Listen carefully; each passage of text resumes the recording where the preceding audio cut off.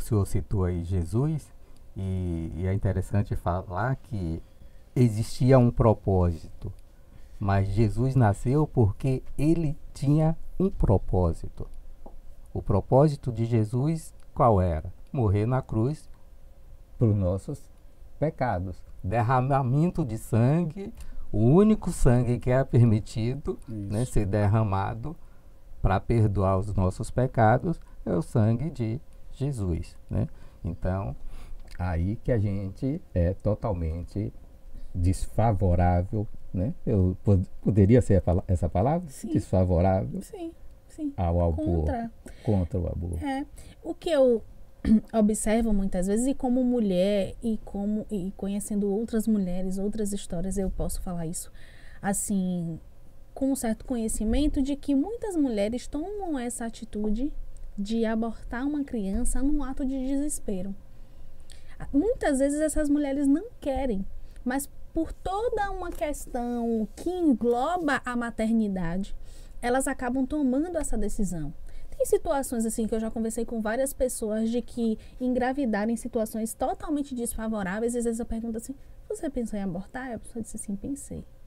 Mas aí eu disse, e hoje o que é que você pensa sobre isso? Eu faria a maior besteira.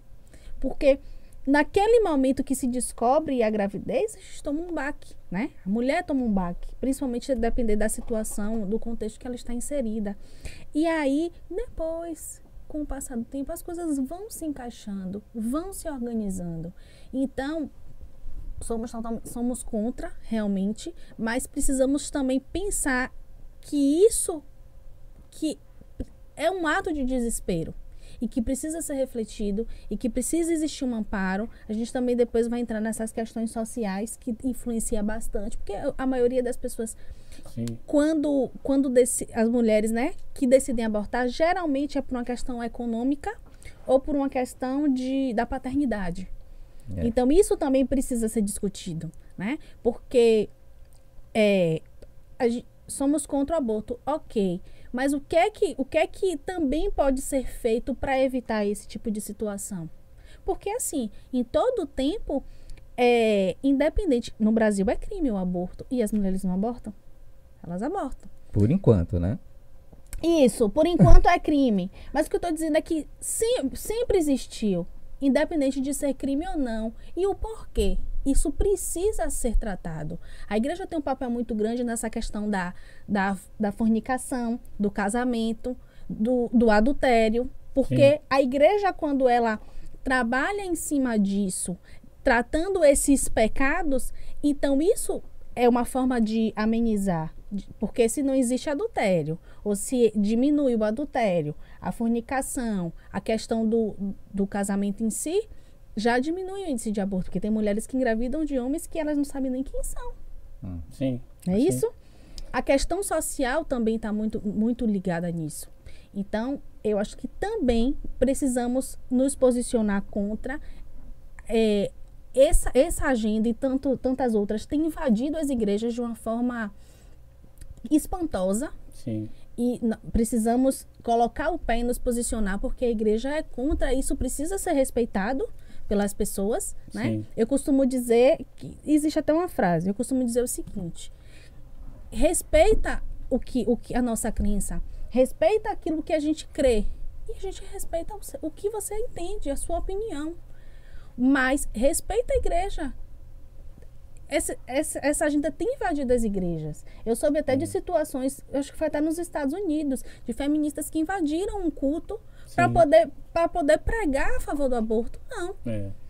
Então é muito complicado. Os avanços nessa discussão, né, e nessa tentativa de abortar o nosso posicionamento é difícil. Eu gostaria de dizer para as pessoas que estão nos vendo, né, especialmente as mulheres, não abortem. Não abortem. Não abortem o projeto de Deus na sua vida. Não abortem o plano de Deus no seu ventre, porque Deus tem algo grande para fazer. É importante a gente salientar, porque às vezes a gente fala assim, eu sou contra, parece que é um posicionamento estritamente ser contrário a algo que talvez seja até bom para a sociedade. Não é isso. A gente está se posicionando com essa palavra, mas é mais para marcar uma posição de que as pessoas possam ouvir de que há jeito para isso não acontecer. Exato. Isso não acontecer. Porque você destacou por que essas coisas acontecem. Né? Quais são as circunstâncias. Mas antes de pensar nisso, a gente tem que entender do valor da vida. É uma outra discussão que ocorre. Né? A vida na concepção, não a vida na concepção. E aí eu quero fazer uma pergunta retórica para todos nós aqui. Você gostaria que alguém determinasse que você não poderia nascer? Porque nós já nascemos, mas se nós tivéssemos hoje o poder de dizer, olha, eu gostaria que alguém decidisse por mim que eu não poderia nascer.